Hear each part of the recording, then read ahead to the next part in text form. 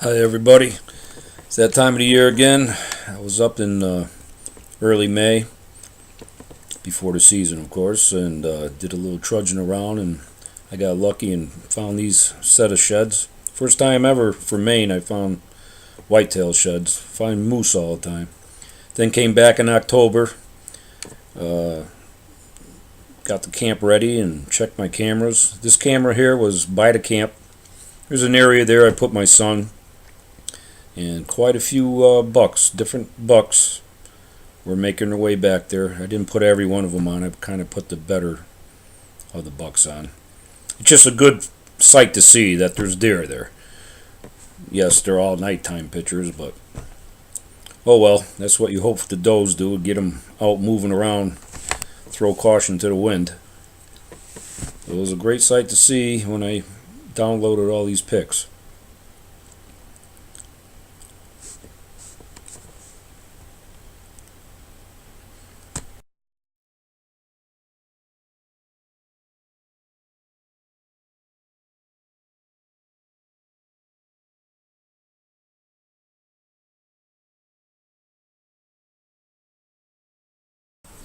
My great friend Bob Malzhan out of New York came up. Came up for the second week of November. I showed up midweek. Spent a couple days with him up there. He didn't get any snow, but he had a great time. He's seen 17 moose, 6 deer. Got a couple nice sheds, and the highlight of it, took a nice selfie with a big old cow moose. When I came up to this spot, there was a rabbit before this fisher showed up. A rabbit came down that road, right down the center, then took a left-hand turn just like a car and went down this road. And I was saying, geez, I've never seen that before. And sure as nothing, it was the fisher that was right on him. And now I know why. And once I got down here a little ways more, you see the fisher right on his scent trail. Fisher jumped into the woods. And when I rounded the corner down here and got quite a ways down, you'll see here I caught up to the rabbit, and that rabbit was still on the center of that road. Pretty remarkable wildlife. That would have been pretty neat to get that on film. I don't know if he's hurt already, but I never seen a rabbit do this, stay in the road as far as he's going.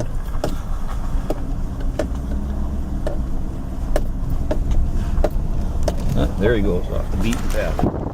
Oh, back out.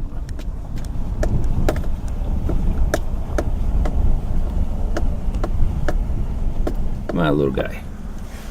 Get out of the way.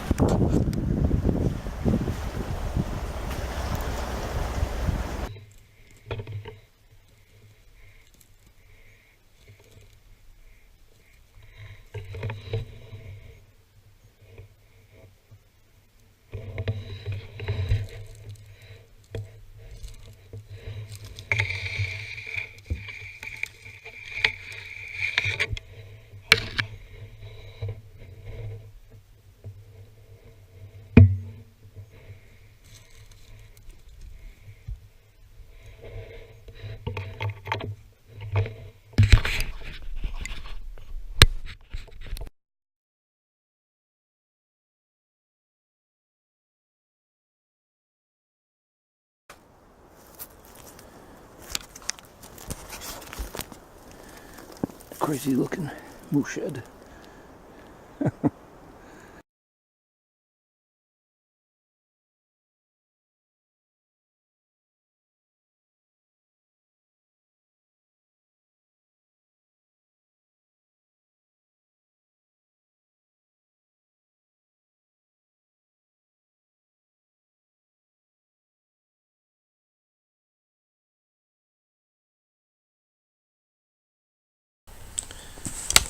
Well, Bobby had left already, and I'm anticipating my son to arrive, Junior. And he did. Got there safely. Woke up to a nice Sunday morning with some snow on the ground finally, and we farted around all day and did a little scouting, get ready for this Monday. And went for a little ride Sunday afternoon. Just run the roads a little bit, take a look-see. Anticipating a good week, hopefully. Me and my son Stevie heading into camp now. Almost home.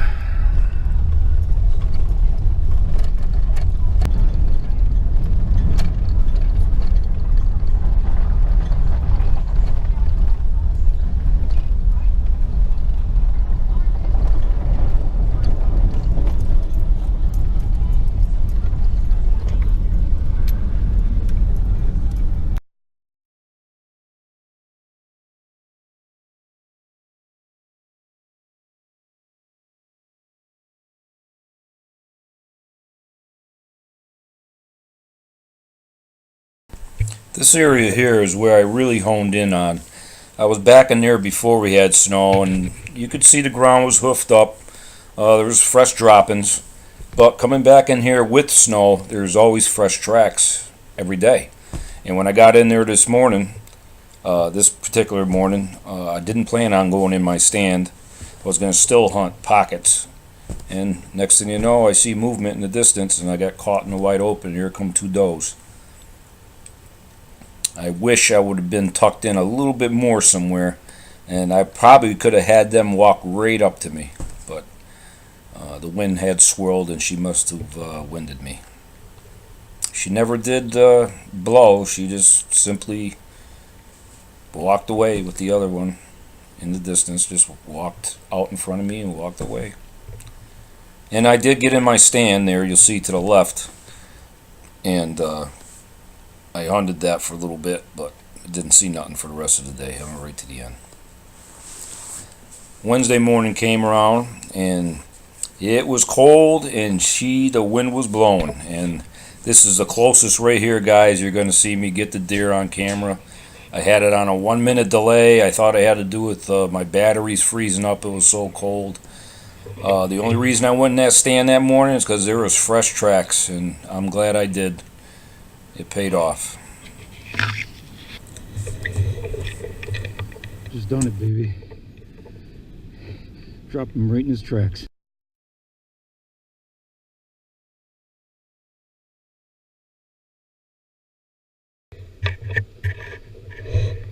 There he is.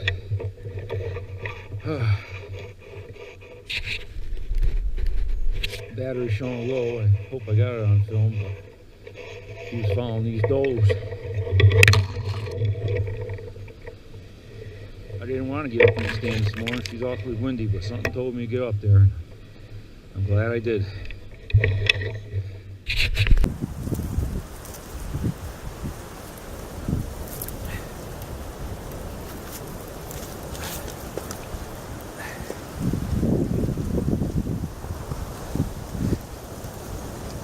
Happy.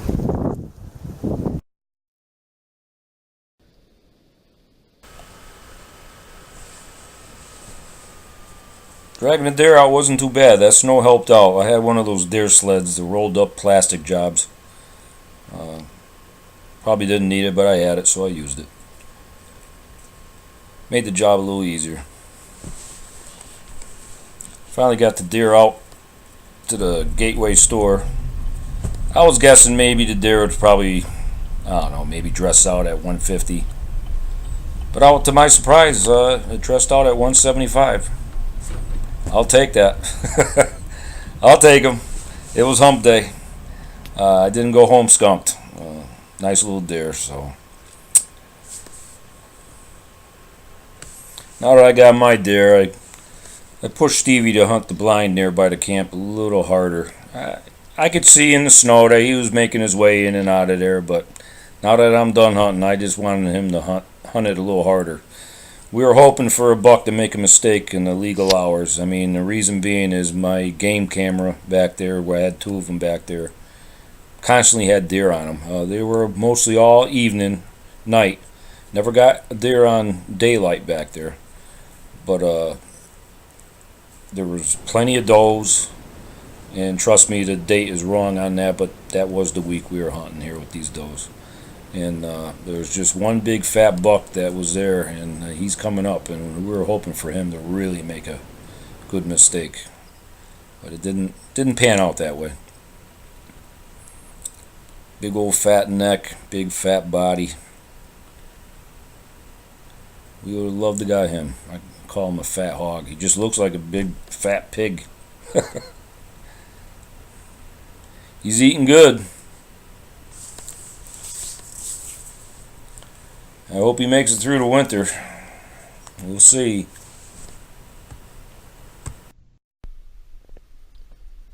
Well, Steve, it's the last pot of coffee for tomorrow morning. One more shot at it before we head out. It's a little messy, but that's all right. It won't look this way when Ma gets here. All right, good luck in the morning. We'll try it one more time. As you see here coming up, Stevie slept in good that next morning. Good thing I was there. But we didn't see anything, and it ended with a safe hunt and a great time. Thanks, guys. See you next year.